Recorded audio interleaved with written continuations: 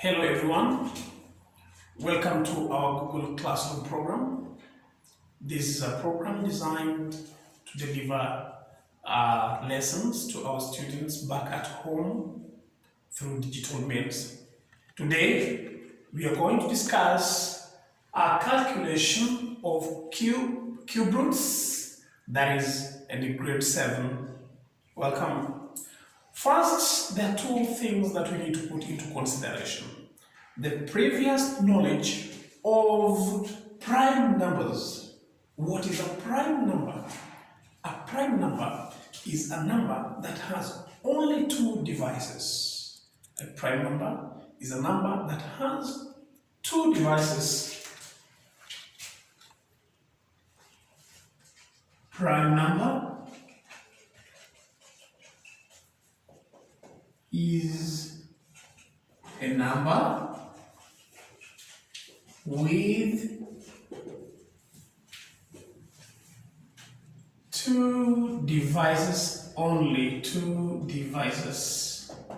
Example, we have 2, 3, 5, 7, 11, 13. There are so many, but these are the numbers that are going to help us when working out the cube roots of whole numbers. Bear in mind what we had previously in relation to square roots. Before you work out the cube roots, you must be able to work out the square roots. And that also depends on what is a square before you come to the word root. A square means multiplying a number by itself. For example, if we multiply 5 by 5, this gives us 25. So it means we've squared 5. So when it comes to square root is whereby you ask yourself, which number did we multiply to get 25? Therefore, square root will help us to go back to the initial number. Another example, 25 times 25. The answer is 625. So 25 squared gives us 625. Therefore, if you ask yourself, what did we multiply to get 625? In other words, you'll be asking yourself, how do we find the square root? And we're going to have a quick example. Square root, that is the symbol of square root of 64. We are going to use prime numbers to help us work out the square root of 64. Deal with it the same way you deal with the LCM. I've said we're using prime numbers. So the least prime number is 2. We ask ourselves if 64 can be divided by 2. So we put 2 there. 2 goes into 6 how many times? 3 times. 2 into 4 twice. That gives you 32. Continue with the division by 2. 2 goes into 3 once. Remainder 1. That one you bring it there, you call it 12. 2 goes into 12 how many times? 6. So that gives you 16. Continue with the division by 2. 2 goes into 16, 8. By 2 again, 4. Continue with your division by 2, 2. And finally, 2, 1. Remember, we are dealing with a square root because I said before we work out cube roots, you must have prior knowledge of how to work out square roots. So this will be a square root. You put the factors in pairs, in twos. That would be the first group, the second group, and there's the third group. From each group, take one member. That is 2, 2, 2. The ones that you picked, multiply them. So it means the square root of 64 would be 2 times 2 times 2. 2 times 2 is 4. 4 times 2 is 8. Therefore, the square root of 64 is 8. Remember, I said if we decide to multiply 8 2 times, it means we are squaring 8. So when you square 8, you get 64. But when somebody asks you to work out the square root of 64, they are asking you, which number did you multiply to get 64? So you must go back. To go back from 64, this is what you do. And this is how we work out the square root. Now, to our today's discussion, the cube roots. There is no major difference between the cube roots and the square roots. The difference is very slight. Cube, square is twice. To cube means you multiply 3 times. There are certain containers that are considered as cubes. In other words, all their faces are the same. A 3-dimensional figure. For instance, if you look at this figure that I have here, this face is a square.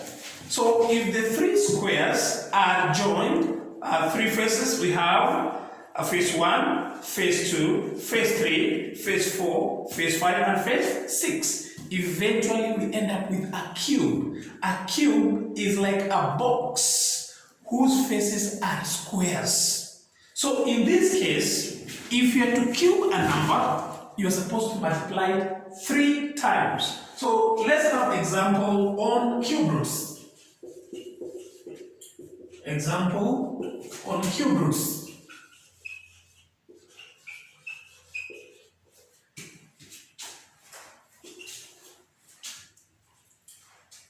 Four multiplied by 4 multiplied by 4. 4 times 4 is 16. 16 times 4.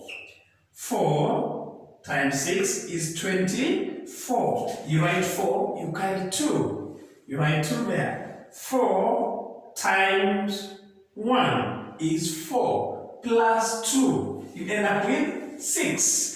Now you have 64. So it means 4 times 4 times 4 gives you 64. So in other words, if you multiply 4 3 times, when you cube 4 3 times, it means you get 64.